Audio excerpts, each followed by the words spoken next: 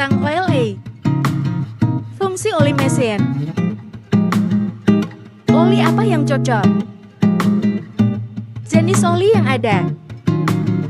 Tanda-tanda sirkulasi oli buruk.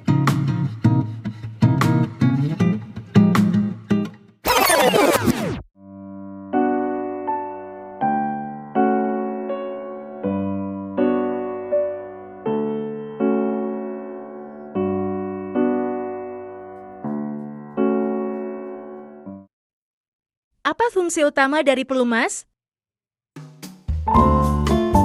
Semua jenis oli pada dasarnya sama, yakni sebagai bahan pelumas, agar mesin berjalan mulus dan bebas gangguan, sekaligus berfungsi sebagai pendingin dan penyekat. Oli mengandung lapisan halus, berfungsi mencegah terjadinya benturan antar logam, dengan logam komponen mesin seminimal mungkin, mencegah goresan atau keosan. Untuk beberapa keperluan tertentu, aplikasi khusus pada fungsi tertentu, oli dituntut memiliki sejumlah fungsi-fungsi tambahan. Mesin diesel misalnya, secara normal beroperasi pada kecepatan rendah, tetapi memiliki temperatur yang lebih tinggi dibandingkan dengan mesin bensin. Mesin diesel juga memiliki kondisi kondusif peluang yang lebih besar, yang dapat menimbulkan oksidasi oli, penumpukan deposit dan perkaratan logam-logam bearing.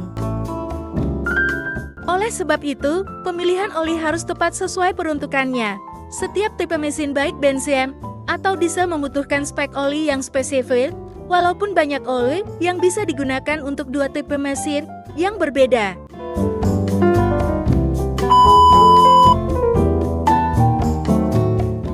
Pentingnya mengganti filter oli saat mengganti oli. Kenapa? Selama oli bekerja, tentunya oli membawa kontaminasi hasil dari proses lubrikasi yang harus disaring oleh filter oli agar oli yang disirkulasikan tetap baik kondisinya. Benda pencemar biasa terdapat dalam oli yakni kotoran atau jelaga. Kotoran dapat masuk ke dalam oli melalui embusan udara, lewat sela-sela ring dan melalui sela lapisan oli tipis kemudian merambat menuruni dinding silinder. Jelaga timbul dari bahan bakar yang tidak habis.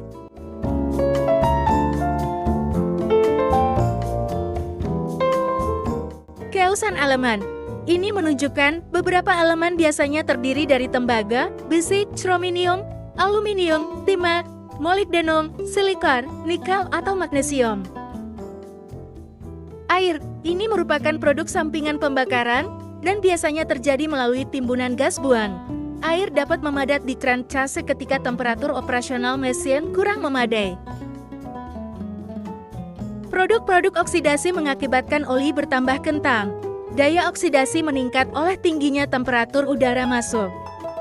Terakhir, bahan bakar. Hal ini bila pengaturan bahan bakar yang buruk diperparah kondisi mechanical mesin yang sudah tidak baik, kompresi rendah, atau keosan linear silinder. Oli spek apa yang cocok?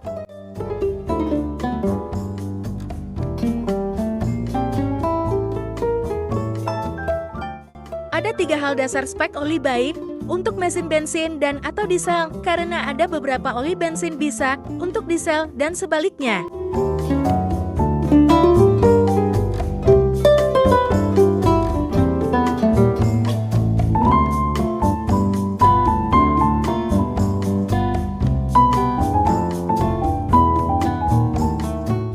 Kekentalan viskositas. Kekentalan merupakan salah satu unsur kandungan oli paling rawan karena berkaitan dengan ketebalan oli atau seberapa besar resistensinya untuk mengalir. Oli memiliki grade derajat tersendiri yang diatur oleh Society of Automotive Engineers (SI). Bila pada kemasan oli tersebut tertera angka SL 5W30, berarti oli memiliki kekentalan 5 pada temperatur dingin di musim dingin winter dan kekentalan 30 pada temperatur panas 100 derajat Celcius. Untuk mesin lebih tua, clearance bearing lebih besar, sehingga mengizinkan pemakaian oli kentang untuk menjaga tekanan oli normal dan menyediakan lapisan film cukup untuk bearing. Sebagai contoh, 10W40, 20W50. Kualitas oli disimbolkan oleh API American Petroleum Institute. Ada dua tipe APE, service atau bisa juga spark diartikan spark plug ignition pakai busi.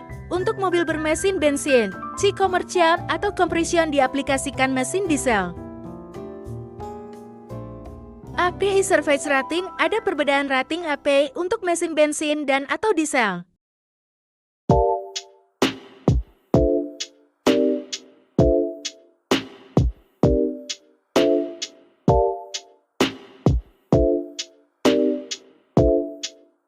Untuk mesin bensin, SG, SJ, SM, SM, SN, SN, SPL, SC, GF5, GF6, GF6 IDXS.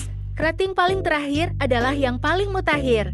Untuk mesin diesel, CF, CF1, CF2, CF4, CC dan CK, rating paling terakhir yang paling mutakhir.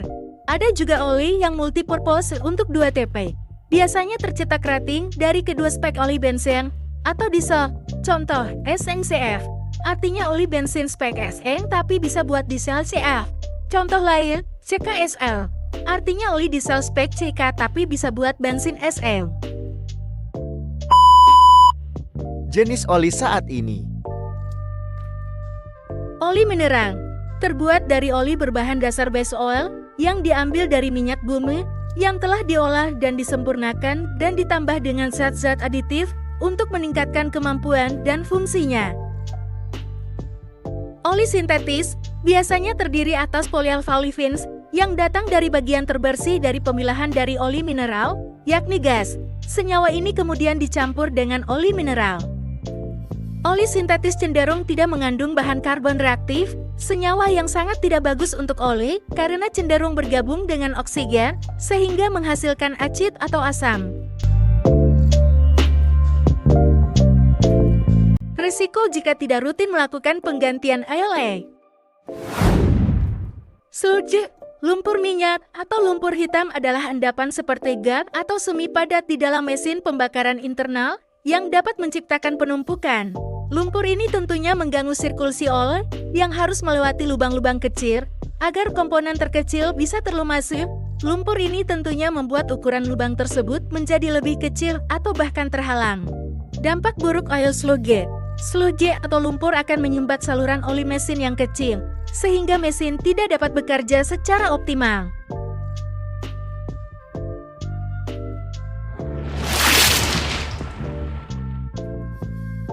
Tanda sirkulasi oli buruk. Tentunya oli butuh sirkulasi yang baik. Jika sirkulasi ini terganggu, maka mesin akan lebih cepat panas dan kinerja sistem pendingin mesin semakin berat. Alhasil, performa mesin turun, yang membuat konsumsi bensin lebih boros. Dampak terburuknya adalah mesin menjadi sulit beroperasi karena tugas oli yang menjamin kelancaran pergerakan komponen menjadi terganggu, akhirnya bisa membuat stall engine atau mesin macet. Towinglah selanjutnya.